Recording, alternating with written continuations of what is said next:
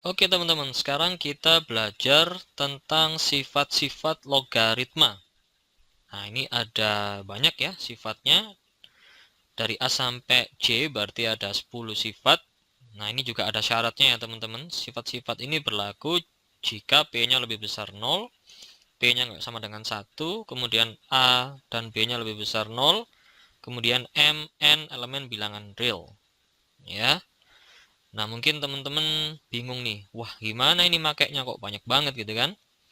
Nggak apa-apa, kita coba pelajari satu persatu ya. Mulai dari yang ini dulu deh, teman-teman, yang A ya.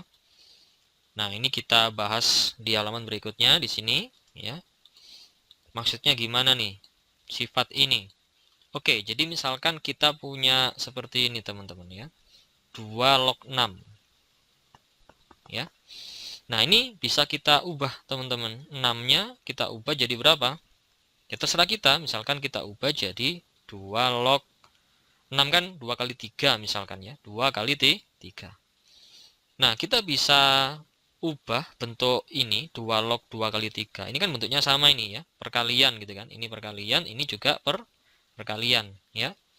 Nah, kita bisa ubah jadi bentuk seperti ini. Jadi basisnya ini tetap 2 ya, cuman ini dipisah terus jadi penjumlahan. Jadi 2 log 2 ya, kemudian ditambah 2 log 3. Nah, seperti itu teman-teman. Ini bisa kita hitung nggak? 2 log 2. 2 dipangkatkan berapa supaya 2? Ya, dipangkatkan 1 teman-teman. Ya, dipangkatkan 1. Jadi hasilnya ini 2 log 2 itu 1. Nah, kalau yang ini, berapa nilainya? 2 log 3. 2 dipangkatkan berapa hasilnya 3? Nah, ini sulit ya teman-teman. Kita mesti pakai kalkulator kalau mau ngitung ini. Jadi ini kita biarin aja. 2 log 3. Nah, seperti itu teman-teman. Simple kan? Ya, jadi diingat-ingat kalau misalkan numerusnya ini bentuk perkalian, nah nanti bisa kita ubah menjadi bentuk penjumlahan seperti ini. Itu sifat yang pertama, ya. Jadi nanti ya di soalnya teman-teman, kadang kita memerlukan sifat-sifat ini ya untuk ya berbagai macam kasus teman-teman bisa menyederhanakan, bisa mencari nilainya gitu.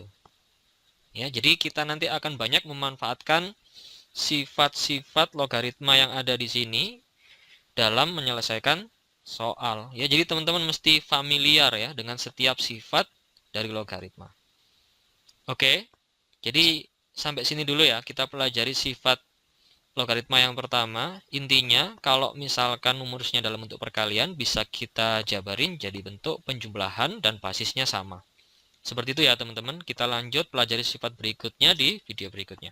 Oke, sekarang kita lanjut belajar sifat logaritma yang berikutnya ya teman-teman, yaitu yang ini, yang B ya.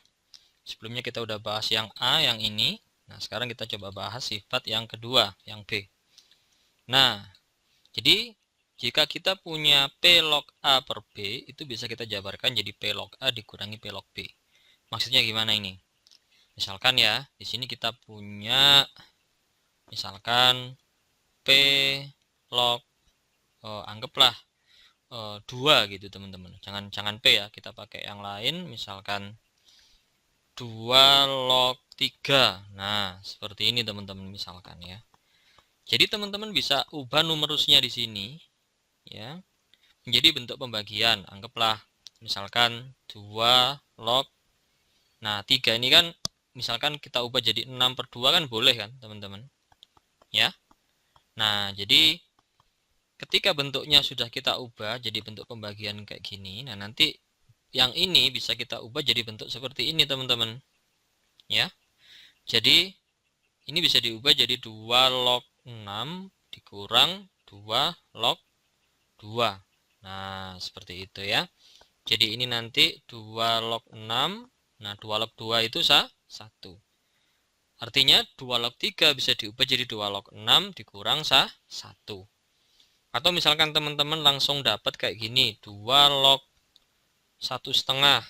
Nah, 1,5 ini teman-teman bisa ubah misalkan jadi 2 log 3 per 2. Nah, seperti itu. Kan sama aja ya antara 1,5 dengan 3 per 2 teman-teman.